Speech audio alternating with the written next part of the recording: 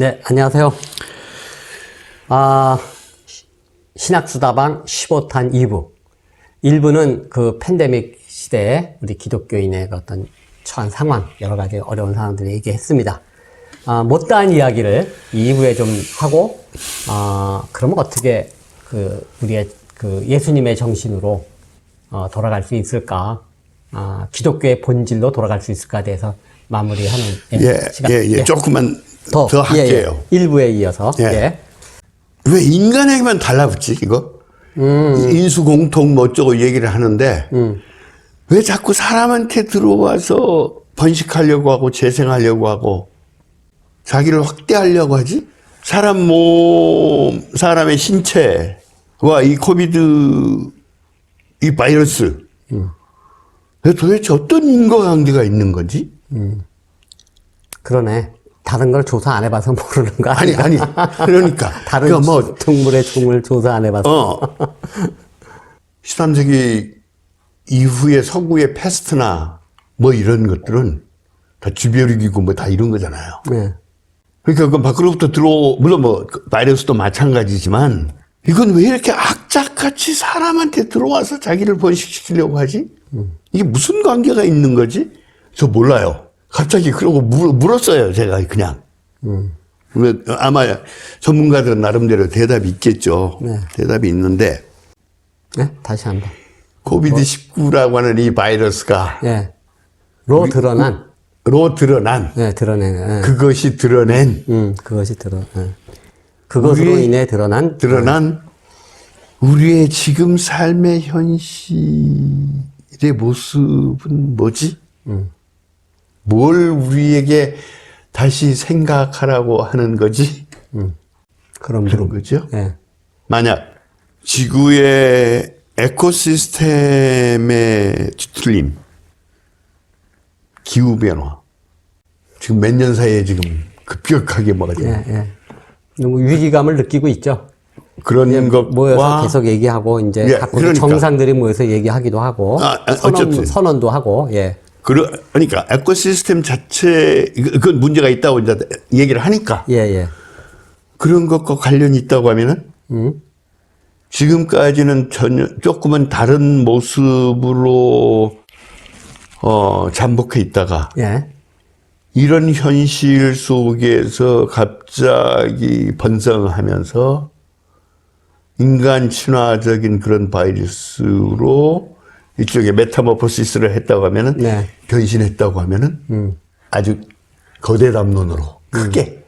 그러니까 이것과 소위 지구의 에코시스템의 문제와 연관이 있다고 하면은, 그 다음으로 조금 작게 들어와가지고, 계속 수도권이 70%, 80%잖아요.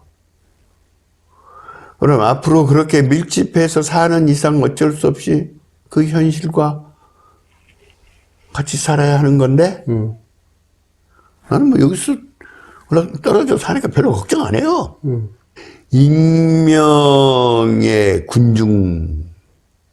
대중사회로 무리지어 모여서 살도록 짜여진 오늘의 사회? 경제체제. 경제체제, 사회. 그것을 컨트롤해서 뒤에서 교묘하게 조종을 해가면서 작동되고 있는 정치 권력.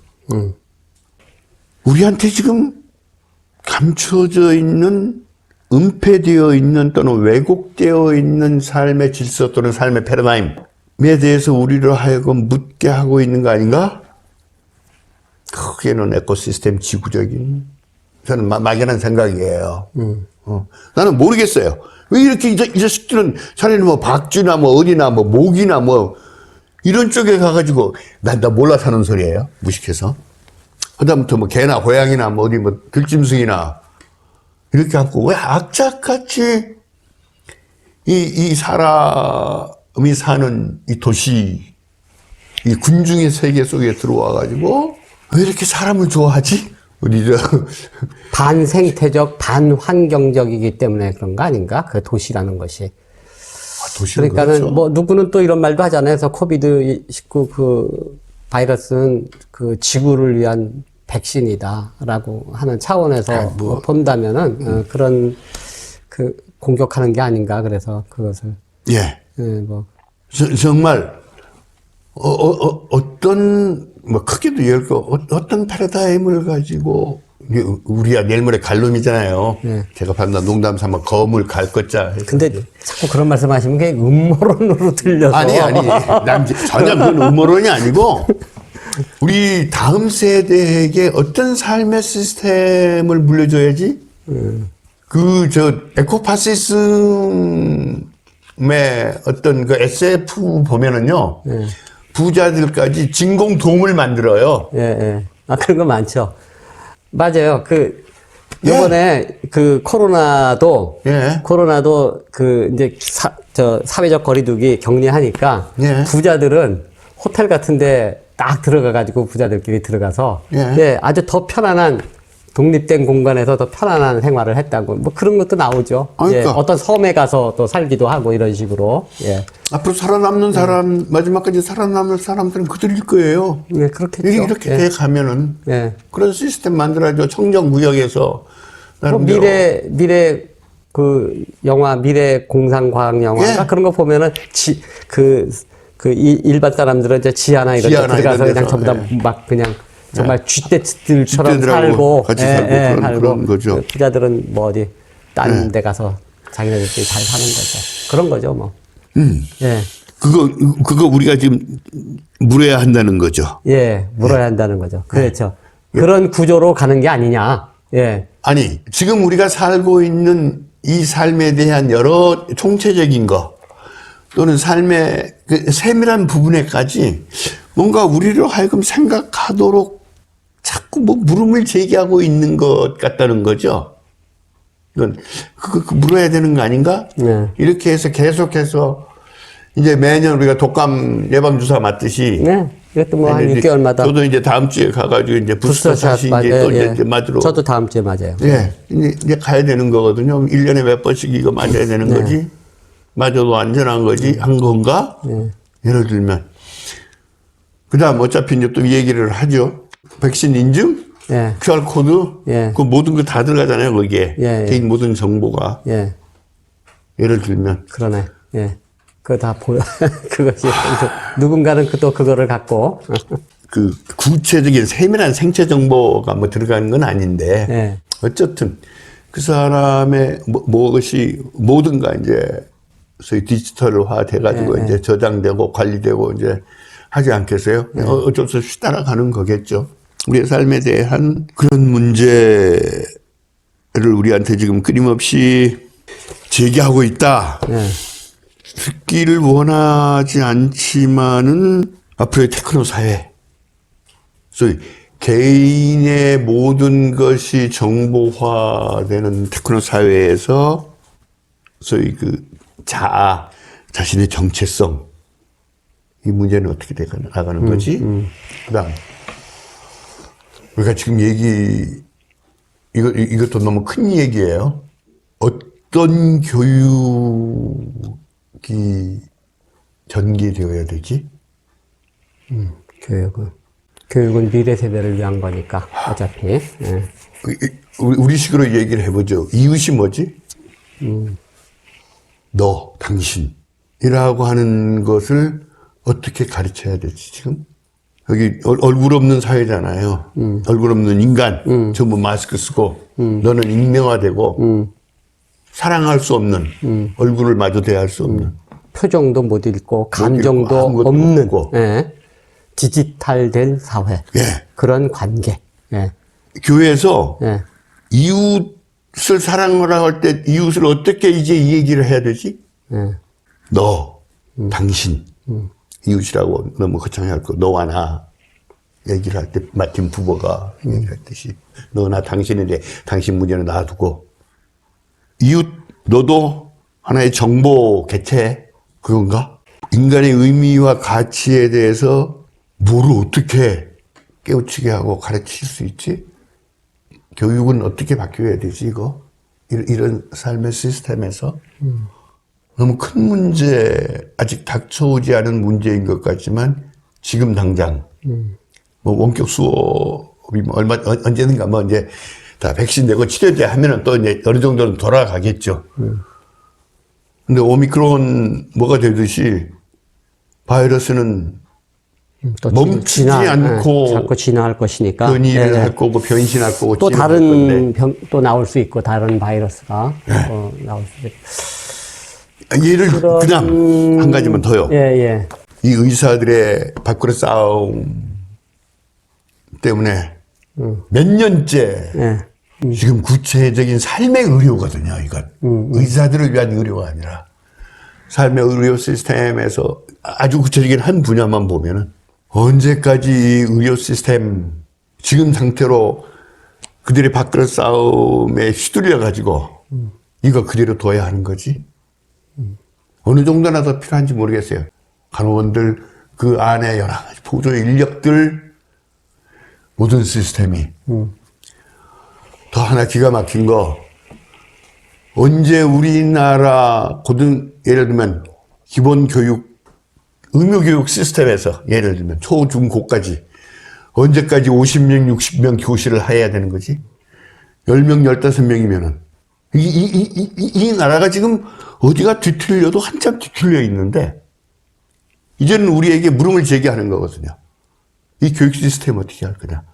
언제까지 이런 예를 들면 그 건축물로서의 교육, 교실 교육? 교실의 문제, 교실 교육의 문제로서 북구 쪽은 거의 15명이거든요. 우리도 많이 적어요. 한 20, 30명밖에 안 돼요. 이거 시골이고. 네. 시골은 애들이. 도시도 그래요, 지금. 많이 적어요. 그러니까 애들이 적어진 거죠. 네, 애들이 조금 더 적어진 보세요. 중고등학교는 어떻게 돼 있는지, 예를 들면. 그러니까 인구의 감소인데, 그러면 그만큼 감소한 만큼 남은 어떤 교육 시스템을 재구성해가지고, 예를 들면, 뭘 할 수 있을 거예요. 그러니까 그런 구체적인 문제에서부터 교육의 문제, 의료 시스템의 문제, 예를 들면 뭐 인구 문제까지. 인구 문제까지. 예.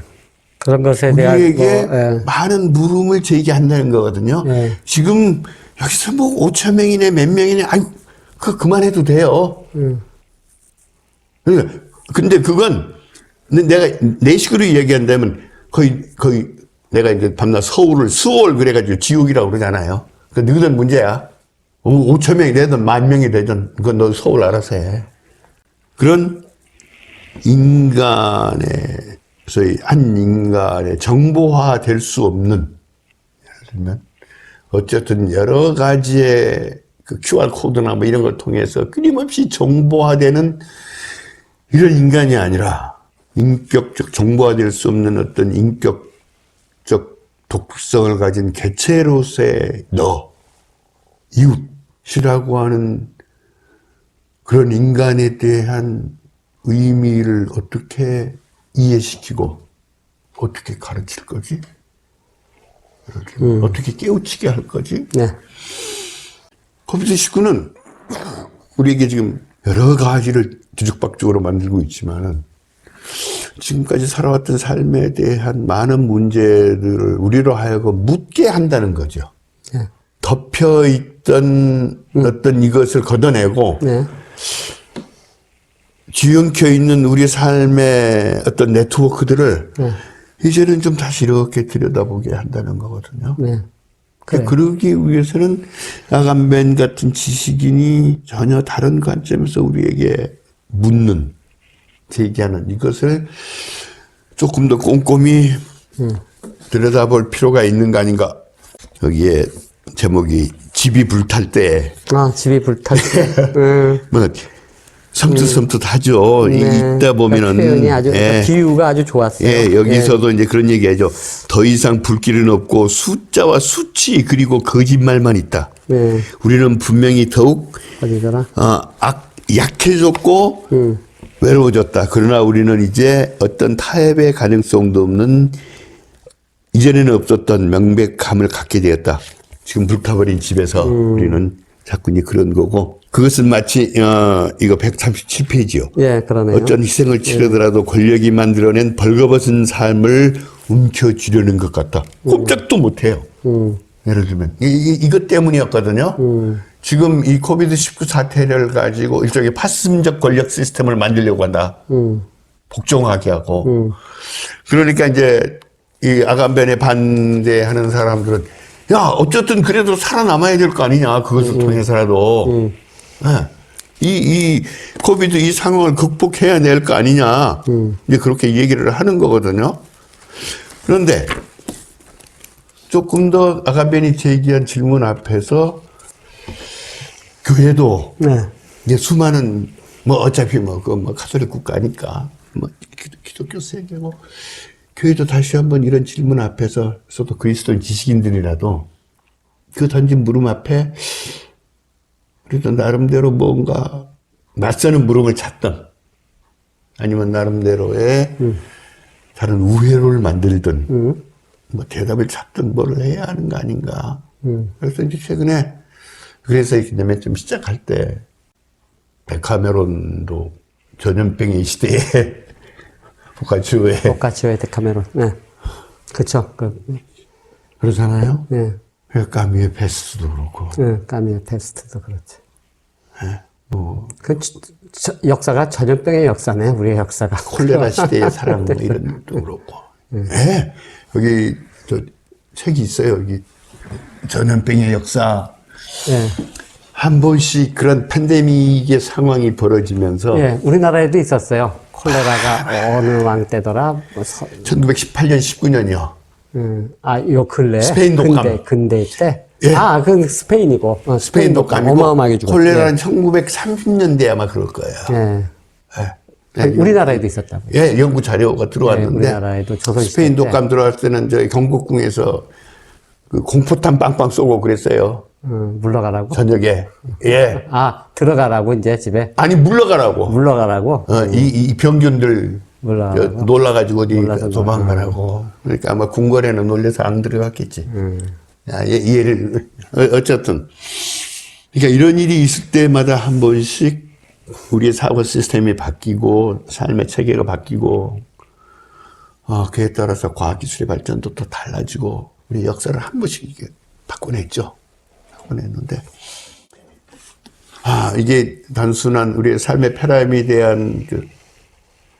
소위 소프트 레볼루션이 될지, 가벼운 혁명이 될지, 아니면은, 대전환이 될지. 20세기 중후반에서 지금까지 이어지는 소위 신자본주의, 세계 경제 체제, 어떤 변화를 줄지, 아니면 더 강화시킬지. 아마 빨리 결정될 것 같아요. 아니요. 점점 이렇게 역사의 그 주기가 점점 줄어드니까 빨리 결정될 것 같아요. 예. 그리고 어떤 해결책이라기보다는 살아남는 방법이 또 나올 것 같아요. 그게 꼭 교회에서 그거를 한다기보다는 지금 대통령 선거에서도 각 그런 사회의 어떤 그 변화되는 데에 대한 대응책이라고 해야 되나? 그런 정책들 이런 거 또 이제 그런 걸 보면은 어떤 식으로든 사회가 변하겠죠. 예. 그런데요. 예. 아주 미시적인 우리의 삶의 현장에서 예. 이런 문제에 대해서 관심 갖게 하고 묻게 하고 하는 것은 예. 교회 이상의 사회체가 없어요. 교회 다니는 사람이 얼마나 된다고요, 우리나라에? 그게 이제 교회라면은, 전 세계적으로 마찬가지겠다. 기독교 국가도 교회를 안 다니는데. 우리나라 1000만이잖아요. 가톨릭 계신 게. 1000만이라고 일단. 예, 1000만이라고. 그러니까 만약 교회가 나름대로 이런 삶의 현실에 대해서 어림짝도 없는 얘기지만 그냥 하는 얘기예요. 그 교과서로 교육될 수도 없고요. 정치인들의 프로파간다나 메시지나 정치적인 어떤 이런 것을 가지고 삶의 현실이 바뀌지 않습니다. 현장에서 바뀌지 않아요. 결국 교회가 깨어나야 할 필요가 있는 거죠. 미디어를 통해서든 글쎄 뭘 통해서 해야 될까? 그게 지금 교회가 해야 된다는 거잖아요. 아니. 교회도 해야겠지. 그렇게 얘기를 해야 되나, 그럼? 교회도 해야 되는 거예요? 뭐 해야겠죠. 이렇게 변하겠죠. 어떤 식으로도 아니. 하겠지만, 예.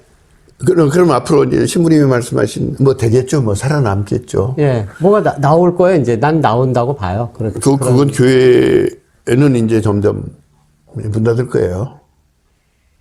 그러고 있잖아요, 지금. 다른 형태로 가겠죠. 아까 다른 말한 형태로 영성의 가겠죠. 문제로 뭐, 예.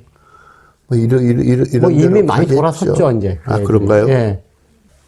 근데 우리가 지금 신부님하고 목사하고 앉아가지고 이걸 팬데믹 이 현실을 놓고 왜 이렇게 얘기할까? 이제 가볼까요? 예수님의 삶이 뭔지 이 팬데믹 현실과 관련해서 시작해보죠.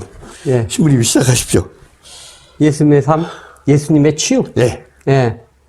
왜 우리가 이 얘기를 해야 되는지 신부님하고 목사하고 이거 앉아가지고 이 팬데믹을 놓고 왜 이런 이 쓰잘데없는 얘기를 하고 있는 건지 어떻게 보면은 까놓고 얘기를 해요 쉽게. 예수님이 뭐, 이렇게 그것을 가지고 예. 문제를 삼고 살으라고 우리에게 초청하는 거 아닌가? 그렇죠. 그 삶에 들어오라는 거지. 내 예. 삶으로 들어오라는 거죠. 예. 네, 초청이죠.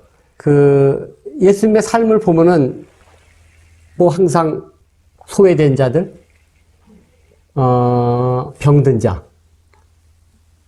뭐 과부, 어린아이, 당시로서는 사회에서 밑바닥층이라고 해야 되나요? 그런 곳에 예수님이 들어갔죠, 직접.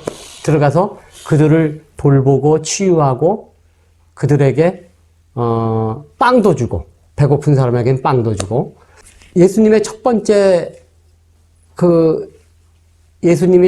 활동이 베드로 장모인가를 치유한 거 아닌가요? 베드로 장모인가? 아마 그럴 거예요. 베드로. 예. 이야기는 알지만 예. 첫 번째 전체지는 잘 몰라요. 예. 아니, 그게 그 첫 번째 뭐 활동이 그 병자를 치유하는 것부터 시작하잖아요. 근데 그런 것도, 예. 그런 걸 보면은 확연하죠. 우리가 뭘 해야 되는지는 확연한데. 그러니까 이런 얘기 할 때마다 이제 제가 신부님한테 자꾸 이렇게 묻잖아요. 네. 나는 구체적으로 어떤 조직화된 교회 현장에서 설교하거나 이러지를 않았으니까 이 신부님한테 신부님이 교회 안에서 이런 예수님의 삶과 성서 말씀을 가지고 뭐를 어떻게 얘기하셨습니까? 근데 제가 자꾸 그렇게 묻잖아요. 사실은 그런 게 이제 궁금한 거예요. 어떻게 얘기를 하셨을까? 뭐 하는 얘기 다 똑같죠. 근데 뭘 얘기를 해요? 되게 어떻게 그런 치유와 관련된 여러 가지 그걸 보고 이제 전문적인 에피소드라고도 얘기할 수 있고 치유 이야기, 서사 이야기라고도 할 수 있는데 여러 가지 치유 이야기가 있는데 그것을 되게 어떻게 그 본문을 가지고 어떤 핵심적인 주제를 끌어냈을까요? 배우기는 이렇게 배웠어요. 제가 배우기는 그게 맞는지 틀린지는 저는 잘 모르겠습니다. 그 예수님의 그 많은 기적들. 치유의 기적들, 그 다음에 기적 많잖아요. 그런 것은, 예수님이 하느님이라는 것을 드러내기 위한 것이다. 라고, 배우기는 그렇게 배웠어요. 근데 사실 난 그것이 본질 중에 하나가 아닌가. 본질 중에 본질이 아니겠는가.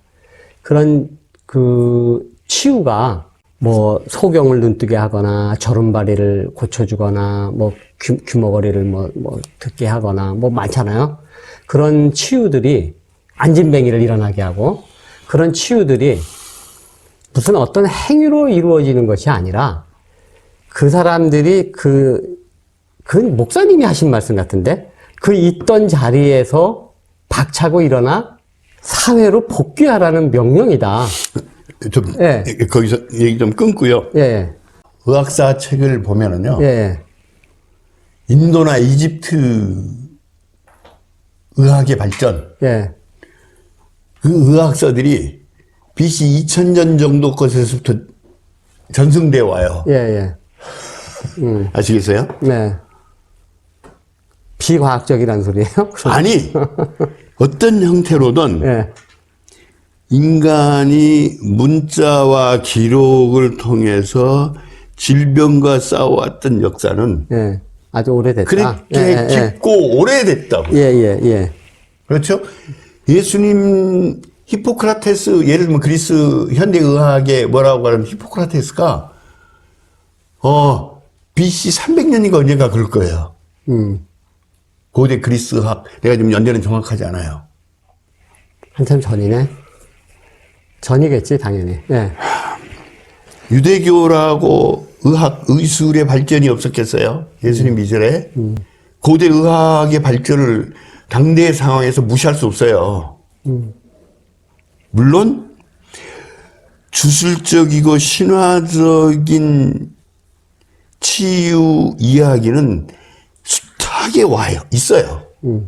예수님 당시에서 테라피스트라고 하는 소위 치유자라고 치료자라고 하는 그런 예언자적 집단도 있었어요. 그러니까 전혀 병을 치료하거나 뭘 할 수 없는 그런 세상에 예수가 탁 와가지고 예수만이 뭘 고쳐주고 이런 게 아니거든요. 자꾸 깜빡깜빡 하는 게 있어요. 제가 이제, 아까도 내가 농담하게 얘기를 했어요. 소크라테스 이런 사람들이 예수보다 500년, 400년 전 사람들이다. 그 시대의 철학을 형성했고, 예를 들면, 피타고라스의 수학도 예를 들면 BC 한 3, 400년 그렇게 될 거예요.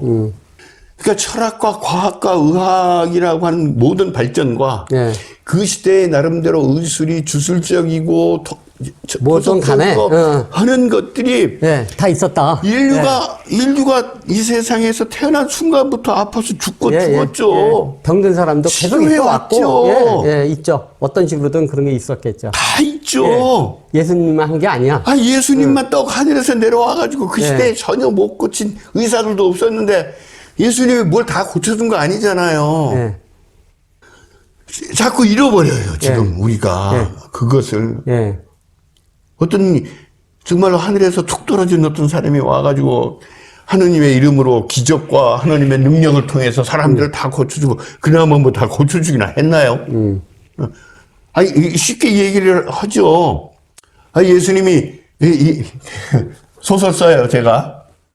어느 날 예루살렘 저 높은 성전에 올라가가지고 하느님의 이름으로 온 유대 땅에 아픈 자들이여 다 나아라. 그럼 어떻게 됐겠어요? 다 나았으면. 왜 그 생각 안 해요? 왜 이런 상상력이 발휘가 안 되죠? 하다못해 예루살렘 가지고 저 성전 나부레기들하고 싸울 게 아니라 그 치유의 능력으로 모든 아픈 자들 다 하나님의 이름으로 축복하노니 다 나을지어다. 왜 안 그랬을까요? 이런 문학적 상상력이 좀 필요해요. 난 어떨 때는 좀 답답해요. 그 많은 갈등과 때로는 도발이 까고 애들하고 멸시받고 무시받고 이런 것이 아니라 그야말로 그 시대의 메시아로 딱 섰을 거 아니에요. 하나님의 놀라운 능력, 기적 이것을 가지고 예수님의 메시아성을 얘기하려고 했다고 하는 그런 모든 해석들 앞에서 저는 조금 낄낄 웃어요. 난 교과서에 있는 얘기를 한 거고 책에 있는 얘기야. 지금까지 우리가 그렇게 배웠죠. 그렇게 배웠죠. 어김없어요. 저도 그렇게 생각했어요. 그리고 그게 틀린 것도 아니에요. 틀린 것도 아닌데 이왕 치유를 할 바에는 왜 그렇게 안 하셨지? 아픈 사람이 가난하고 없는 사람들만 아팠겠어요? 고관 대작들 다 아픈 데 있고, 아픈 자식 있고 다 했겠죠. 그렇게 해서 그냥 일교에 그냥 쫙 이렇게 했으면은, 유대사회가 기다리던 대망의 메시아를 그냥 하루아침에 탁. 바로 결론으로. 그래서 지금 하시고자 하는 얘기가 아직 안 나왔어요. 하시고자 하는 얘기를. 나는 그런 하나님의 능력, 놀라운 능력, 기적의 권능, 그 치유 얘기를 설명할 바에는 왜 그렇게 해석을 안 할까? 예수의 그런 치유에 문제가 있네? 불경스러워서 안 하겠죠? 네. 그렇죠. 그렇게 심하면 안 되니까. 뭐, 오병이어의 기적 얘기를 하는 것도 이러고 보면서. 그냥 하늘에서 만나 떨어지듯이 그냥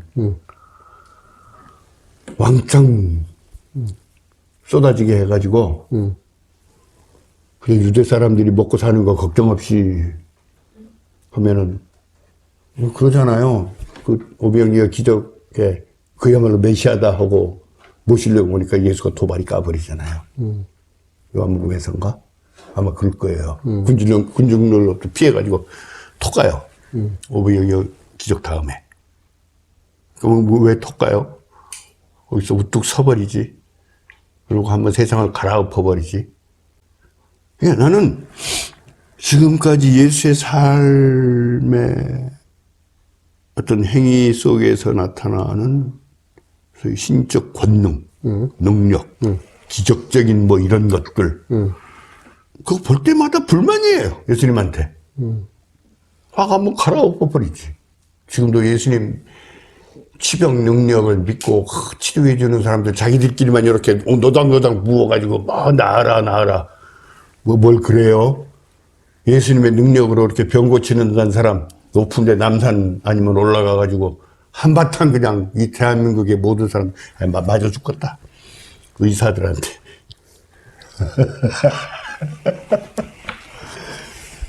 그러니까 왜 그렇게 얼토당토하는 얘기들을 하고 있냐 이거예요. 그러니까 그 당시에 나름대로 의학도 있었어요. 의사들도 있었어.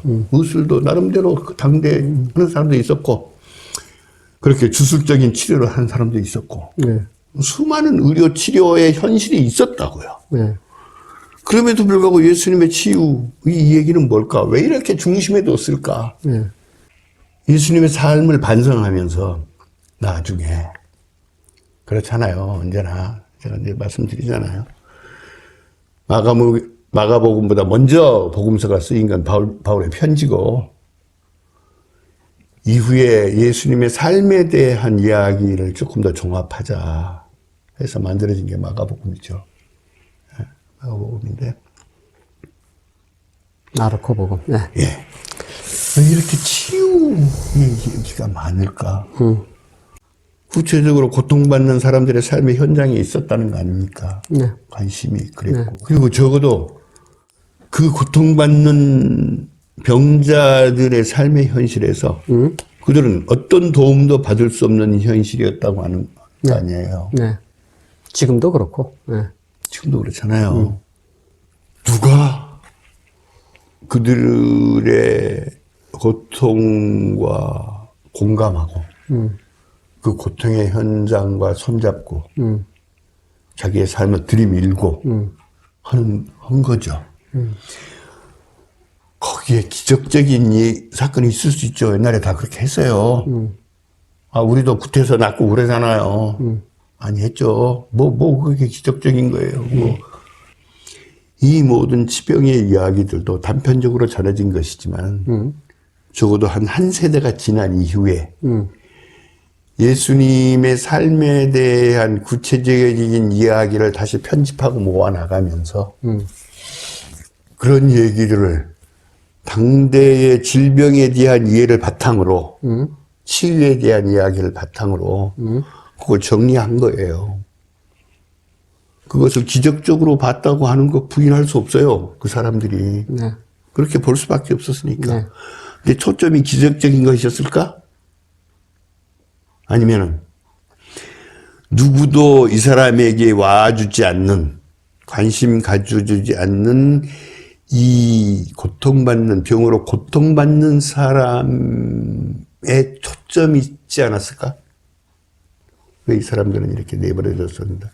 내버려진 사람들, 버려진 사람들, 배척당하고 한 사람들에 대해 예수님이 어떻게 관심을 가졌느냐고 하는데 초점이 있지는 않을까? 예수님의 시선. 예. 예수님의 그러니까 그 시선이, 당시 예수님이 했던 것과 같은 어떤 초자연적인 기적적인 뭔가를 빌어서 치유했던 치유자들이 많았어요. 네. 예수님만 그랬던 게 아니고. 네네네네. 네. 그러니까 우리가 관심의 초점을 그쪽으로 맞추기보다는 네. 오히려 그 어떠한 치유적인 현장, 현실로부터 도움을 받지 못하는 네. 그런 사람들에 대한 관심이라고 하면은 네.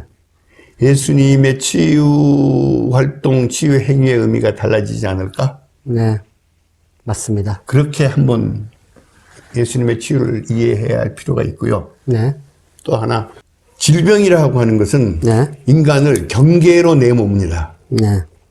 삶의 구체적인 살아있는 현장으로부터 격리돼요. 네. 일종의 수용소 시스템 안으로 들어가죠. 예. 전파되지 못하게 그것이. 그건 옛날부터 고대로부터 그래요. 예. 그래서 아프다고 하는 것은 일단 구체적인 삶의 중심으로부터 밀려나는 네, 네. 거예요. 더 누리로. 예. 밀려난 사람들이고 배척당하는 사람이고 예. 혐오자들이고. 예. 맞아요.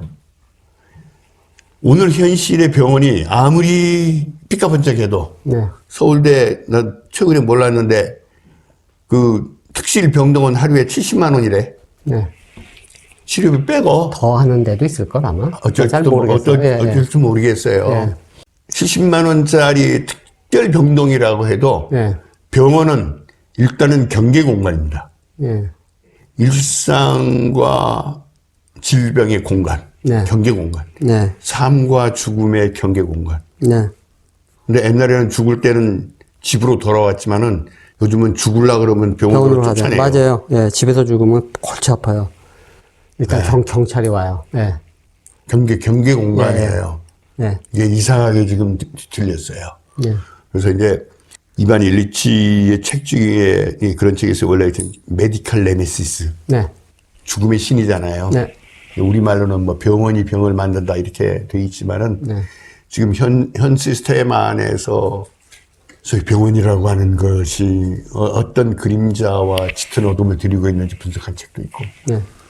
혹시 관심 있는 분들은 뭐 은유로서의 질병이라고 하는 수잔 손테라고 하는 여류 문학 평론가 비평가가 있어요. 네. 거기에서 보면은 예.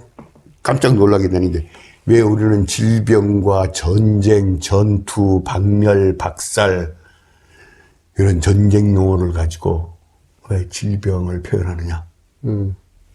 새롭죠. 네. 어쨌든 그런 것도 있는데 경계 공간과 만나가지고 예수님은 이 경계 공간 자체를 허물어요. 자꾸. 어떻게 허무느냐고 하면은 치유받은 자들로 하여금 병이 나은 사람들로 하여금 나 따로 안 해요. 자기 패거리 안 만들어요. 나 믿고 천당 가라 안 그래요. 네 삶의 현장으로 복귀하라고 그래요. 따라오지 마. 그리고 더럽게 무거워. 너가 짊어질 십자가는 더럽게 무거우니까 맞아. 따라오지 마. 이거 보이고 현장으로 복귀해. 요를 걸어서 가더라. 등등등. 예. 그렇죠. 사탄 그 바알세불인가 뭐에 걸려가지고 뭐 악쓰고 소리 지르던 그 정신병자 예를 들면 뭐 악령이 들린 네. 이 친구도 어떻게 해요? 네. 고쳐주고 끝. 네. 어디서 치병했다고 사람 모아가지고 업적하고 돈 내고 그래요. 그걸로 된 거예요. 그런 어떤 치유의 능력을 자기가 받았으면 어떤 형태로든 치유해주고 그냥 삶으로 복귀하게 해주면 돼요. 그게 예수님의 치유의 정신이에요. 내가 뭐 글을 쓰다가 농담 삼아 그랬어요. 그러면 연세 세브란스 병원, 그 기독교 병원이니까 교회 안 다니는 사람은 전부 받지 말지. 내가 다른 얘기도 했어요. 원주 세브란스 병원 안에 기독교인만 받는 것이 아니고 불교인도 뭐도 다 묻지 않고 받잖아. 그러면 거기에 기독교인들을 위한 채플도 있는데 그 안에 작은 기도처, 불교인들을 위한 기도처 하나 마련해 주면 안 돼? 어떻게 답답하겠어요? 그런 것도 못 해요. 이게. 대법원도 있던데? 대부분 뭐 종합병원에는 내 식당도 있고 자꾸 묻는 거예요. 그런 거. 기도실도 정말 그런 종교적인 어떤 그 마음으로 간절하게 기도할 수밖에 없는 그런 상황이 있거든요. 우리가. 그러면 거기에 교회 기독교인들한 기도처가 있으면은 불교인들을 위한 기도처도 뭐 있어야 될 거 아니에요. 있지 않아요? 없나? 없다고 그러잖아요. 세브란스 병원에 있는 것 같던데. 모르겠어요. 네. 원주 기독병원에 그거 좀 하라고 그랬더니 펄펄 뛰어요. 그래요? 좀 하라. 더군다나 난 본 것 같아. 요즘 외국인 이슬람 애들 얼마나 많이 와요. 모든 걸 열어라.